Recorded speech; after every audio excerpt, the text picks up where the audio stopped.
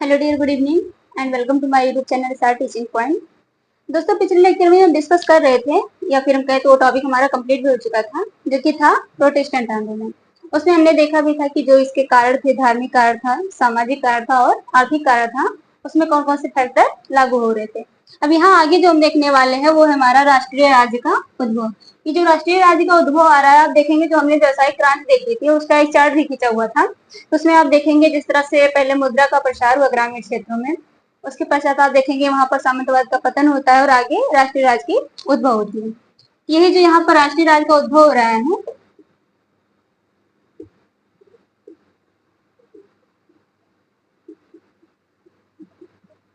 अब इसमें हम सबसे पहले देखते हैं कि इसके लिए कौन कौन से फैक्टर यहाँ पर लागू होने वाले हैं। तो पहला हो जाएगा इसमें सॉरी, इसमें जो पहला फैक्टर है हमारा वो है सामंतवाद का पतन।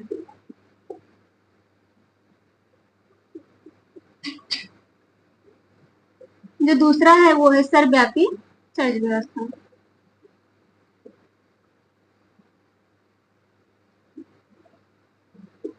और जो इसका तीसरा फैक्टर है यहाँ पर वो है पुनर्जागरण।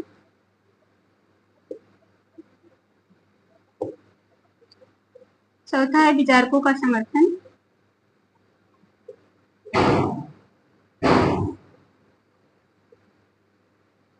और जो लास्ट है हमारा पांचवा वो है उपनिवेशवाद। अब यहाँ अगर हम यहाँ पर इसको वन बाय वन करके डिस्कस करें तो ये पहला है हमारा सामंतवाद का पतन। इसमें आप देखेंगे जो यहाँ पर कुछ सामंत होते थे, सपोज यहाँ पर अगर जो राजा है, महत्वाकांक्षी शासक, जब वो अपनी सीमा खींचना चाहते हैं, जैसे कहते हैं ये ब्रिटेन है, ये फ्रांस है, ये जर्मनी है, ये ऑस्ट्रिया है, इस तरह से अगर वो सीमा खींचना चाहते हैं तो इसमें जो सबसे बड़ी बाधा यहाँ पर बन रहे हैं सामंतवाद में, जो एक सामंत है उसकी जो जागीर होती थी, सामंतों के पास जो जागीर होती थी, हमको जो भूमि संपदा इत्यादि होती थी, तो वो अगर यहाँ पर ये एक राष्ट्र है तो उनकी जागीर जो है वो तीन तीन राष्ट्रों में फैली हुई है, तो इसलिए राष्ट्रीय सीमा खींचने में प्रॉब्लम होती थी। तो यहाँ आप देखेंगे जब व्यावसायिक क्रांति आती है तो सामंतवाद का नेचुरली पतन हो जाता है। तो ये था हमारा सामंतवाद का पतन। यहाँ पर अब एक कांटा तो हमारा साफ हो चुका है राष्ट्रीय राज्य के उद्भव के लिए। दूसरा जो है सर्वव्यापी चर्च व्यवस्था। इसमें आप देखेंगे यहाँ पर एक होता था रोम, जो कि मुख्यालय होता था, और समस्त यूरोप में जो क्षेत्रीय व्यवस्था है वो फैली होती थी। अब जब राज्य यहाँ पर जो शासक होते हैं जब अपनी सीमा खींचना चाहते हैं तो जो यहाँ पर बाधा बन रही है वो है क्षेत्रीय चर्च व्यवस्था, क्योंकि उनका मानना है कि हम जो यहाँ पर अधीनता है हमारी वो रोम के प्रति है, हम रोम के अधीन है ना कि किसी शासक की। इस कारण से वो शासक की अधीनता स्वीकार नहीं करना चाहती हैं। और वहीं आप देखेंगे जब प्रोटेस्टेंट आंदोलन आता है तभी यहाँ पर जो क्षेत्रीय चर्च है ये जाके अपनी अधीनता स्वीकार करती है राज्य के प्रति। लेकिन इसमें आप एक सुनेंगे जो एक थ्योरी है, यहाँ पे एक कहानी नुमा है। यहाँ पर जो ब्रिटेन के शासक हैं जिनका नाम है हेनरी एस्टन, इनकी पत्नी का नाम है कैथरीन।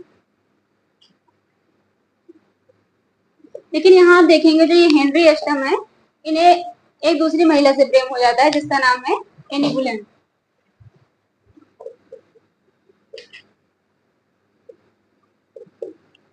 अब यहाँ पर इनकी पत्नी तो है लेकिन चूंकि इन्हें एनी बुलेन से प्रेम हो गया है इसलिए ये शादी करना चाहते हैं तो अब एनी बुलेन से। लेकिन इसके लिए अब इनको कैथरीन से डाइवर्स लेना होगा, और डाइवर्स के लिए आप देखेंगे जो यहाँ पर राजा या महाराजा की शादी होती थी या फिर उनका तलाक लेना होता था वो रोम के पोप डिसाइड करते थे। तब ये इन्होंने जब अपनी अर्जी दी तलाक के लिए कि हमें लीगली यहाँ पर तलाक लेना है, रोम के पोप के पास अर्जी दी, तो इन्होंने एक जो रीजन दिया इसके लिए कि हम क्यों तलाक लेना चाहते हैं, तो इसमें उन्होंने कहा कि हेनरी एस्टम की सॉरी जो ये कैथरीन है इनकी एक पुत्री थी जिसका नाम था एलिजाबेथ। इनका कोई पुत्र नहीं था, तो इन्होंने वही रीजन दिया कि जो हमारी पत्नी है कैथरीन ये एक पुत्र को जन्म देने में असमर्थ है, इसलिए मैं इससे लीगली डाइवोर्स लेना चाहता हूँ। अब ये तो एक इस टाइम की तो हम कहें लीगल का कोई वैलिड रीजन नहीं है एक पुत्र ना होना, लेकिन वहां आप देखेंगे क्योंकि वंशज की बात होती थी कि इनका वंश कौन आगे बढ़ाएगा या फिर आगे शासक कौन होगा, इसके लिए एक पुत्र का होना बहुत जरूरी था। तो अब ये रीजन उस टाइम के लिए एक वैलिड रीजन था। लेकिन अब यहाँ आप देखेंगे जो पोप हैं उन्होंने इस अर्जी को ना तो स्वीकार किया ना ही अस्वीकार किया। रीजन क्या था उसका?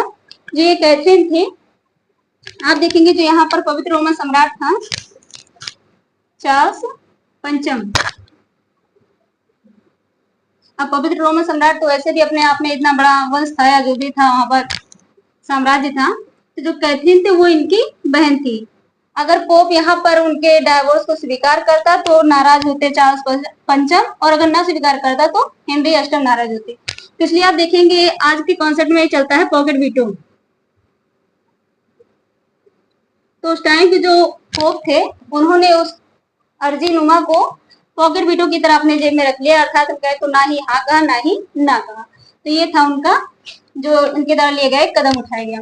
अब वहां पर आप देखेंगे चूंकि ये शादी करने के लिए इतने बेचैन थे कि जब देखा इन्होंने कि वहां से कोई जवाब नहीं आ रहा है तो इन्होंने जो ब्रिटेन का चर्च था उसका संबंध रोम के चर्च से एकदम से तोड़ लिया।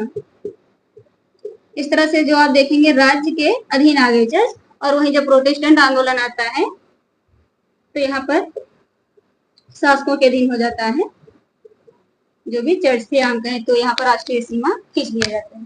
तो यही जो दो कारण यहाँ पर आप देखेंगे, एक सामंतवाद, दूसरा सर्वव्यापी चर्च व्यवस्था, इन दोनों का तोड़ मिल चुका है। तीसरा देखिए पुनर्जागरण कहाँ से यहाँ पर राष्ट्रीय राज्य का उद्भव में सहायक भूमिका निभा रहा है। इसके लिए हम देखते हैं जो पुनर्जागरण की पीछे वाली थ्योरी है उसके लिए हम देखते हैं यहाँ पर। अब इसमें जो हमारा तीसरा फैक्टर है वो है पुनर्जागरण।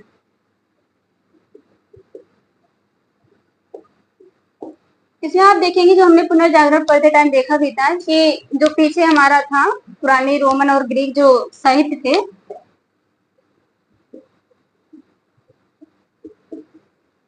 उसके महत्व पर हमने प्रकाश डाला था ग्रीक साहित्य के। तो यहाँ आप देखेंगे इसमें एक रोमन विधि संहिता भी है हमारा,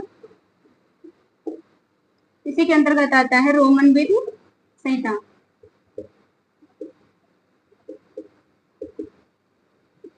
इसमें आप देखेंगे शक्तिशाली राज्य की बात की गई है।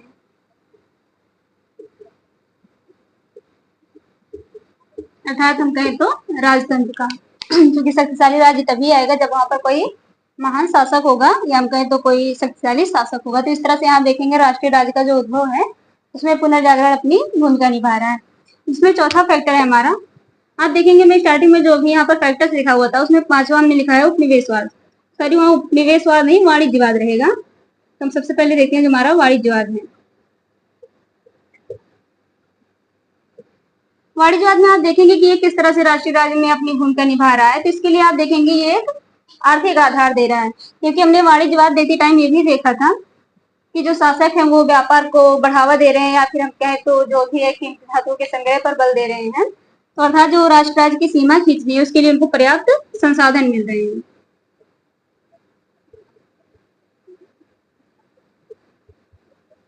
वो कर स्थापित कर रहे हैं और इस तरह से जो भी है अपना सेना और नौकरशाही स्थापित कर रहे हैं।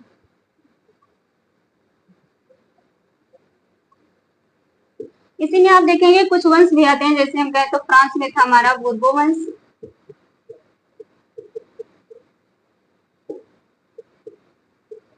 ऑस्ट्रिया में हैब्सबर्ग वंश,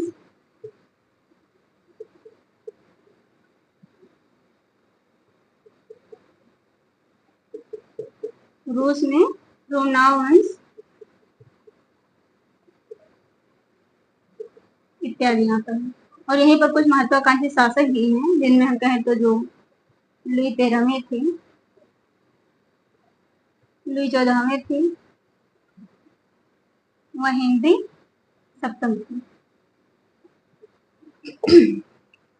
ये था हमारा जो वाणिज्यवाद है कि वो राष्ट्रीय राज्य के लिए जो अपना योगदान दे रहा। अब इसमें लास्ट फैक्टर जो हमारा वो है विचारकों का समर्थन। इसमें हमारा लास्ट फैक्टर है विचारकों का समर्थन।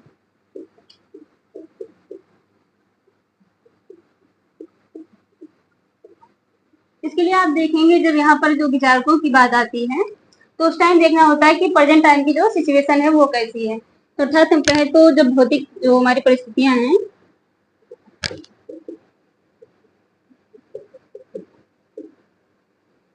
जब वो इनफूल होती हैं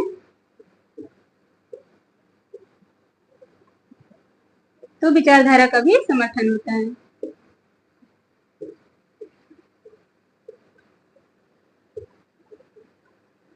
क्योंकि आप देखेंगे यहाँ पर जो इतने सारे फैक्टर काम कर रहे थे, तो यहाँ हम देखें तो राष्ट्रीय राज्य का जो है उद्भव वो तो हो ही रहा है। इसीलिए उसमें जो उस टाइम के बुद्धिजीवी थे उन्होंने अपना विचार दिया है अनेक तरह से। उसी में आप देखेंगे एक ब्रिटिश चिंतक हैं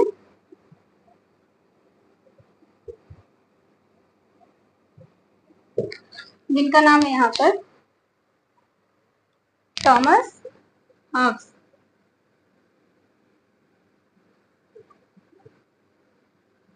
इनका जो विचार है, इन्होंने कहा कि यदि हमें गृह युद्ध से बचना है